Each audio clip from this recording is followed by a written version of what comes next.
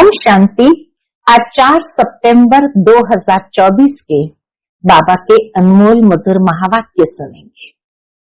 आज की मुरली में बाबा ने हम बच्चों को पूरा स्वदर्शन चक्रधारी बनाया है। सतयुग से लेकर संगम युग तक किस तरह ये चक्र फिरता है। पहले निर्विकारी होते हैं, तो द्वापर के बाद कैसे रावण राज्य आकर के मनुष्य बनकर और फिर विकारी बनते जाते हैं। काम क्रोध आदि भूत आने लगते हैं और काम का भूत सबसे बड़े से बड़ा भूत है, जिसमें मनुष्य जब गिरते हैं तो जैसे 5वें मंजिल से नीचे गिर रहे हैं। तो बाबा कहे, अब तुम बच्चों को पुनः निर्विकारी बनने का पुरुषार्थ करना है। और उसके लिए बाबा आकर के हम बच्चों को सर्वश्रेष्ठ पढ़ाई पढ़ाते हैं। ये पढ़ाई है ही मनुष्य से देव बनने के लिए, नई राजधानी की स्थापना करने की ये पढ़ाई है। तो सुनते हैं आज के बाबा के अनमोल मधुर महावाक्य। ओम शांति।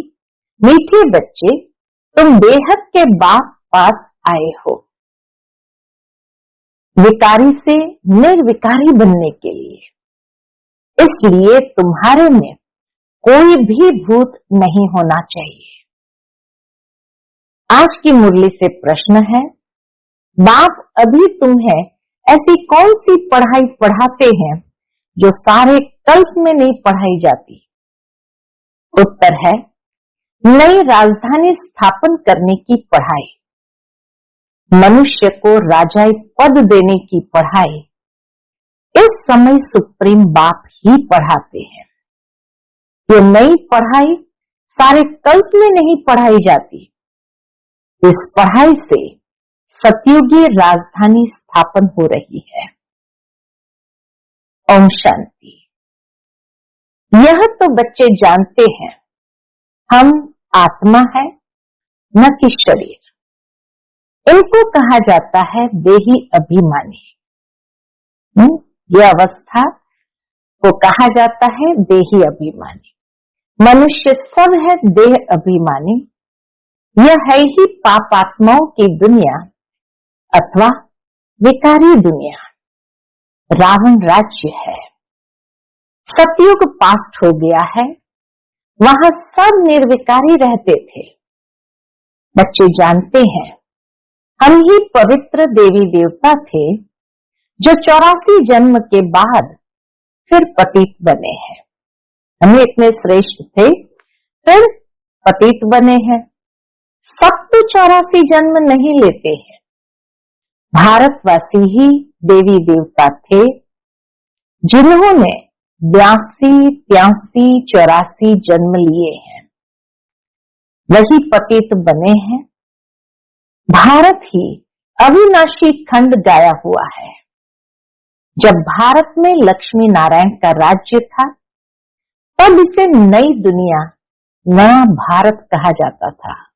बाबा कहे, जब ये लक्ष्मी नारायण का राज्य था तो यही भारत नई दुनिया, नया भारत कहा जाता था। अभी है पुरानी दुनिया, पुराना भारत। वह तो संपूर्ण निर्विकारी थे। सतयुग के अंदर नए भारत में सब संपूर्ण निर्विकारी थे, कोई विकारी नहीं थे। वह देवताएं ही 84 जन्म ले अभी पतित बने हैं। काम का भूत, क्रोध का भूत, लोभ का भूत, ये सब कड़ी भूत है। इनमें मुख्य है देह अभिमान का भूत। रावण का राज्य है ना, तो देह अभिमान का भूत है मुख्य। यह रावण है भारत का आधा कल्प का दुश्मन। जब मनुष्य में 5 विकार प्रवेश करते हैं, इन देवताओं में ये भूत नहीं थे। फिर पुनर्जन्म लेते लेते इनकी आत्मा भी विकारों में आ गई। द्वापर के बाद वह भी विकारों में आ गए। तुम जानते हो, हम जब देवी देवता थे तो कोई भी विकार का भूत नहीं था। सतयुग त्रेता को कहा जाता है राम राज्य, द्वापर कलयुग को कहा जाता है रावण राज्य। यहाँ हर एक नर नारी में 5 विकार है। द्वापर से कलयुग तक 5 विकार चलते हैं। अब तुम पुरुषोत्तम संगम युग पर बैठे हो, बेहद के बाप के पास आए हो, विकारी से निर्विकारी बनने के लिए। निर्विकारी बन, अगर कोई विकार में गिरते हैं तो बाबा लिखते हैं, तुमने काला मुंह किया, अब गोरा मुंह होना मुश्किल है। 5 मंजिल से गिरने जैसा है, हड्डियां टूट जाती है। गीता में भी है, भगवानुवाच, काम महाशत्रु है। भारत का वास्तविक धर्म शास्त्र है ही गीता। हर एक धर्म का एक ही शास्त्र है। भारतवासियों के तो ढेर शास्त्र है। उसको कहा जाता है भक्ति। नई दुनिया सतो प्रधान गोल्डन एज है। वहां कोई लड़ाई झगड़ा नहीं था। सतयुग में कोई लड़ाई झगड़ा नहीं था। आयु बड़ी थी, एवर हेल्दी, एवर वेल्दी थे। तुमको स्मृति आई है। बाबा ने अब हम बच्चों को स्मृति दिलाई है। हम देवताएं बहुत सुखी थे। वहां अकाले मृत्यु होती नहीं, काल का डर रहता नहीं। वहां हेल्थ, वेल्थ, हैप्पीनेस सब रहती है। नर्क में हैप्पीनेस होती नहीं। कुछ न कुछ शरीर का रोग लगा रहता है। बाबा कहे, कुछ न कुछ शरीर का रोग लगा रहता है। यह है अपार दुखों की दुनिया, वह है अपार सुखों की दुनिया। पूरा चक्र बाबा भिन्न भिन्न रूप से लगवा रहे हैं। तो वह है अपार सुखों की दुनिया। बेहद का बाप दुखों की दुनिया थोड़ी रचेंगे। बाप ने तो सुख की दुनिया रची है। फिर रावण राज्य आया तो उनसे दुख शांति मिली। सतयुग है सुख धाम, कलयुग है दुख धाम। विकार में जाना गोया 1-2 पर काम कटारी चलाना। मनुष्य कहते हैं ये तो भगवान की रचना है ना, परंतु नहीं, भगवान की रचना नहीं, ये रावण की रचना है। विकार ये रावण की रचना है। भगवान ने तो स्वर्ग रचा, वहां काम कटारी होती नहीं। ऐसे नहीं दुख सुख भगवान देता है। अरे भगवान बेहद का बाप बच्चों को दुख कैसे देगा? वह तो कहते हैं मैं सुखों का वर्षा देता हूं। फिर आधा कल्प के बाद रावण श्रापित करते हैं। सतयुग में तो अथाह सुख थे, माला माल थे। बाबा स्मृति दिलाते हैं, सतयुग में अथाह सुख थे, माला माल थे। एक ही सोमनाथ के मंदिर में कितने हीरे जवाहरत थे। जिसको 17 बार लूटा गया तो कितने हीरे जवाहरत होंगे द्वापर के आदि में। तो सतयुग त्रेता में क्या होगा? भारत कितना सॉल्वेंट था, अर्थात भरपूर था। अभी तो इनसॉल्वेंट, खाली हो गया, खोखला हो गया है। सतयुग में 100% सॉल्वेंट, कलयुग में 100% इनसॉल्वेंट। ये खेल बना हुआ है। अभी है आयरन एज। खाद पड़ते पड़ते बिल्कुल तमो प्रधान बन गए हैं। कितना दुख है। ये एरोप्लेन आदि भी 100 वर्ष में बने हैं। इनको कहा जाता है माया का पंप। तो मनुष्य समझते साइंस ने तो स्वर्ग बना दिया है, परंतु यह है रावण का स्वर्ग। बाबा कहे ये है रावण का स्वर्ग। कलयुग में माया का पंप देख तुम्हारे पास मुश्किल आती है। लोग भी मुश्किल आते हैं, समझते हैं हमारे पास तो महल मोटर आदि है। बाप कहते हैं स्वर्ग तो सतयुग को कहा जाता है, जब इन लक्ष्मी नारायण का राज्य था। अब इन लक्ष्मी नारायण का राज्य थोड़ी है, अब कलयुग के बाद फिर इनका राज्य आएगा। पहले भारत बहुत छोटा था, नई दुनिया में होते ही है 9 लाख देवताएं। बस पीछे वृद्धि को पाते रहते हैं, सारी सृष्टि वृद्धि को पाती है ना। पहले पहले सिर्फ देवी देवता थे, तो बेहद का बाप वर्ल्ड की हिस्ट्री ज्योग्राफी बैठ समझाते हैं। बाप बिगर और कोई बतला न सके, उन्हों को कहा जाता है नॉलेजफुल गॉड फादर। परमात्मा को कहा जाता है नॉलेजफुल गॉड फादर, सब आत्माओं का फादर। आत्माएं सब भाई भाई है, फिर भाई और बहन बनती है। तुम सब हो एक प्रजापिता ब्रह्मा के एडॉप्टेड चिल्ड्रन।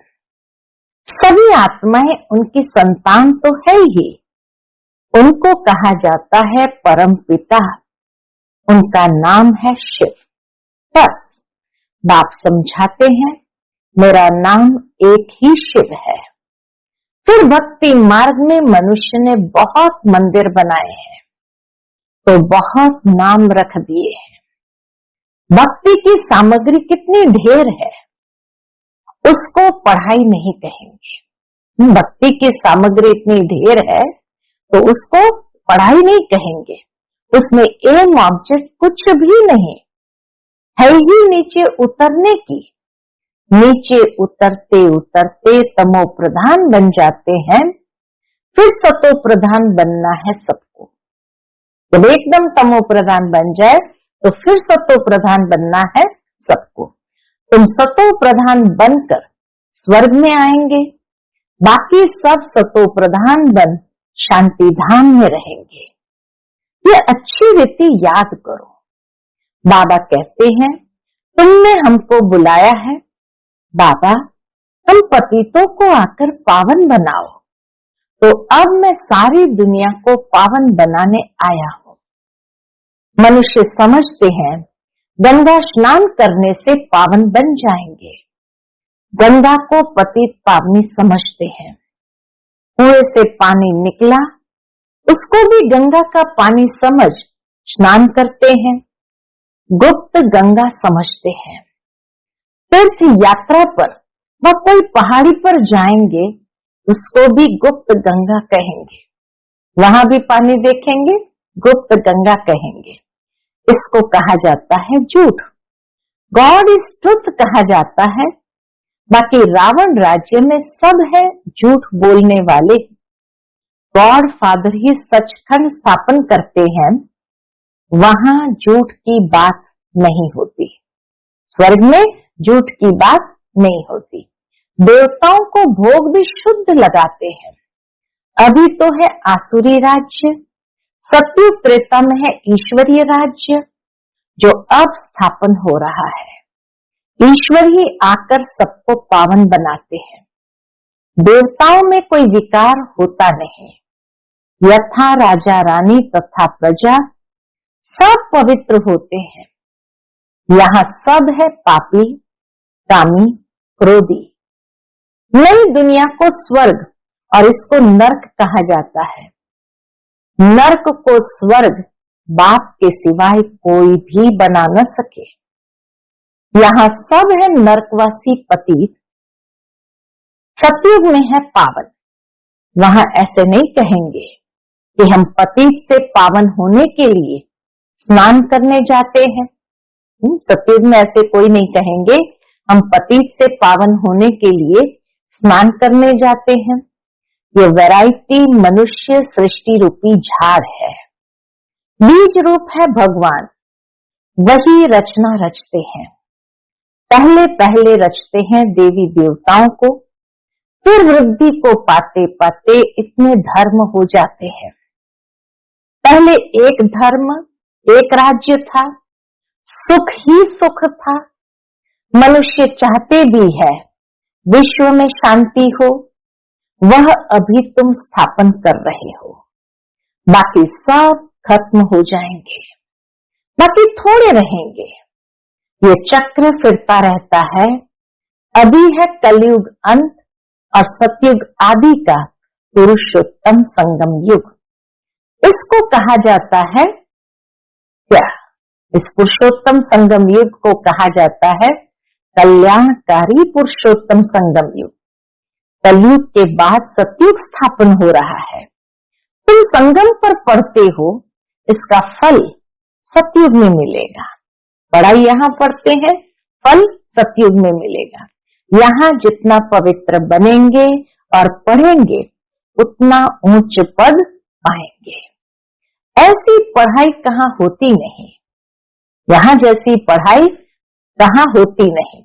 तुमको इस पढ़ाई का सुख नई दुनिया में मिलेगा। अगर कोई भी भूत होगा तो एक तो सजा खानी पड़ेगी, दूसरा फिर वहां कम पद पाएंगे।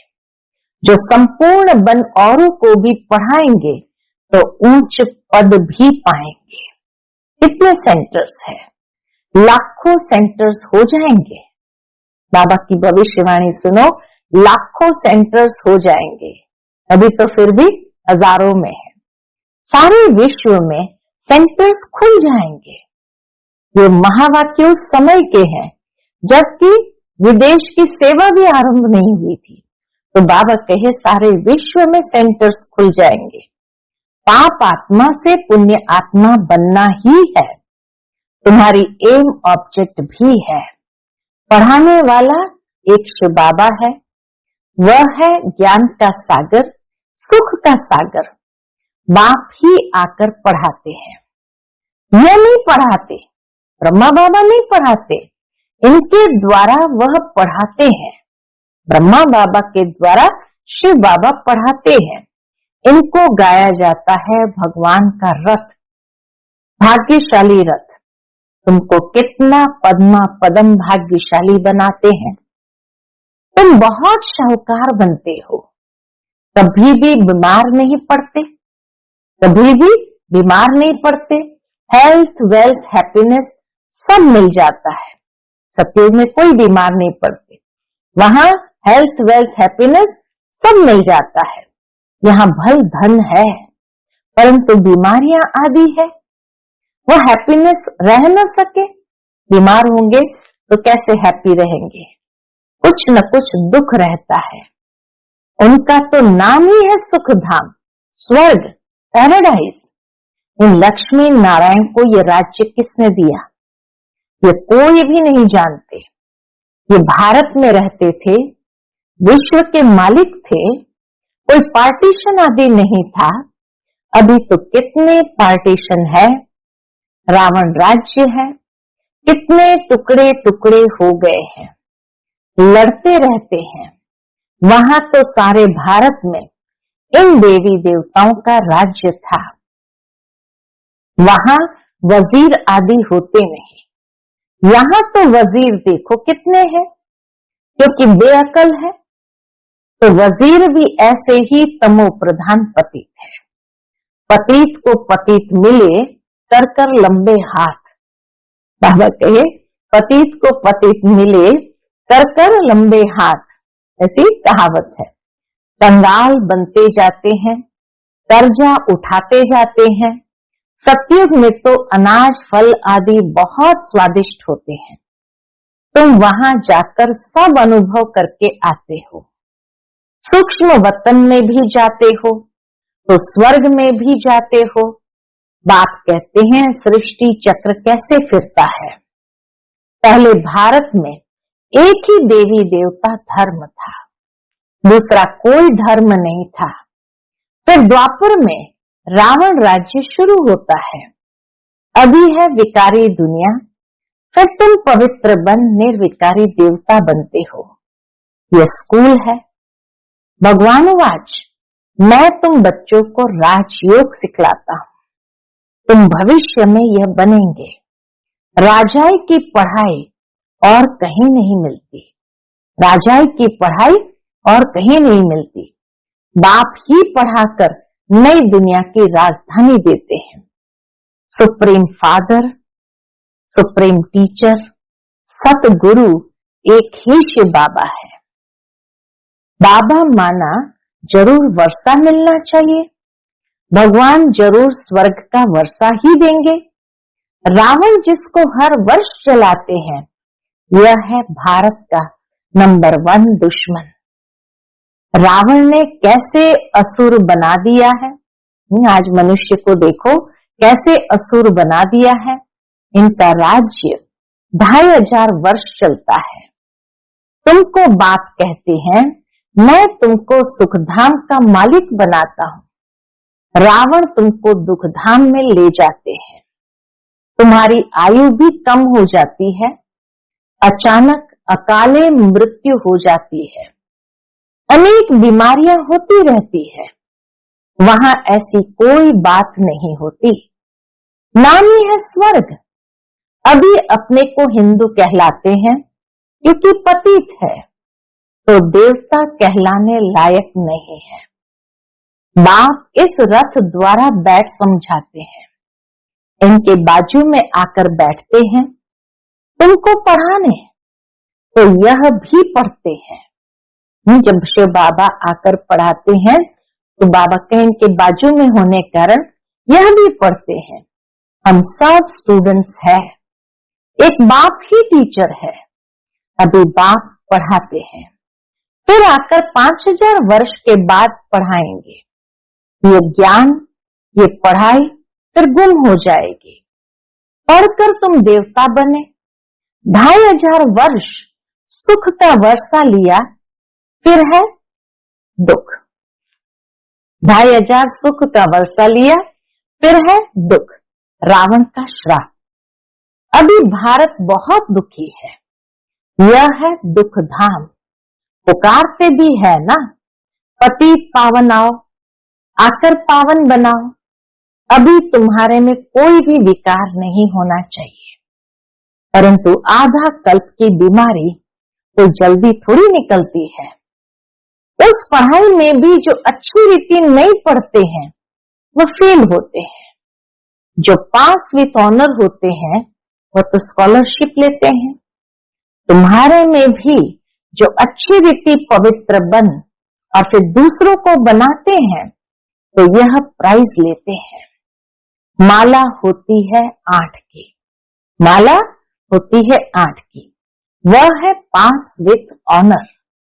फिर 108 की माला भी होती है, वह माला भी सिमरी जाती है। 108 की माला भी सिमरी जाती है।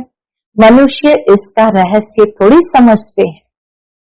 माला के ऊपर है फूल, फिर होता है डबल दाना मेरू। स्त्री और पुरुष दोनों पवित्र बनते हैं।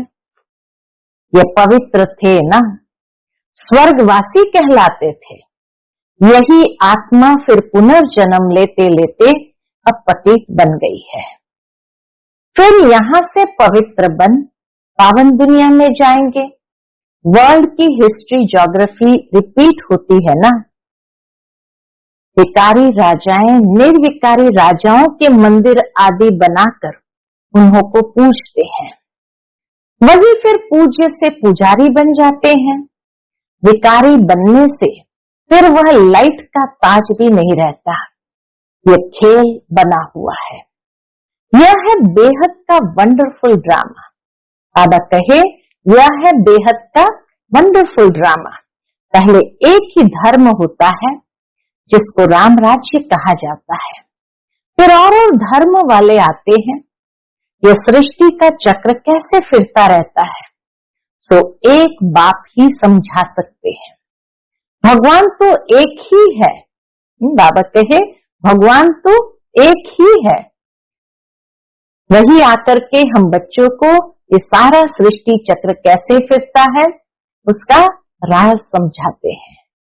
अच्छा, मीठे मीठे सिकिलधे बच्चों प्रति माता पिता बाप दादा का याद प्यार और गुड मॉर्निंग। रूहानी बाप की रूहानी बच्चों को नमस्ते। हम सब रूहानी बच्चों की रूहानी माता पिता बाप दादा को याद प्यार, गुड मॉर्निंग और नमस्ते नमस्ते। शुक्रिया बाबा, शुक्रिया। आज की मुरली से धारणा के लिए मुख्य सार है। पहली पॉइंट, स्वयं भगवान टीचर बनकर पढ़ाते हैं, इसलिए अच्छी रीति पढ़ना है। स्कॉलरशिप लेने के लिए पवित्र बनकर दूसरों को पवित्र बनाने की सेवा करनी है। दूसरी पॉइंट, अंदर में काम क्रोध आदि के जो भी भूत प्रवेश है उन्हें निकालना है। एम ऑब्जेक्ट को सामने रखकर पुरुषार्थ करना है। आज का बाप दादा का मधुर वरदान हम बच्चों के प्रति है, माया की छाया से निकल याद की छत्र छाया में रहने वाले बेफिक्र बादशाह भव। माया की छाया से निकल याद की छत्र छाया में रहने वाले बेफिक्र बादशाह भव। जो सदा बाप के याद की छत्र छाया के नीचे रहते हैं वो स्वयं को सदा सेफ अनुभव करते हैं। माया की छाया से बचने का साधन है बाप की छत्र छाया। छत्र छाया में रहने वाले सदा बेफिक्र बादशाह होंगे। अगर कोई फिक्र है तो खुशी गुम हो जाती है। खुशी गुम हुई, कमजोर हुए तो माया की छाया का प्रभाव पड़ जाता है, क्योंकि कमजोरी ही माया का आवाहन करती है। हमारी अपनी कमजोरी ही माया का आवाहन करती है। माया की छाया स्वप्न में भी पड़ गई तो बहुत परेशान कर देगी, इसलिए सदा छत्र छाया के नीचे रहो। सदा छत्र छाया के नीचे रहो।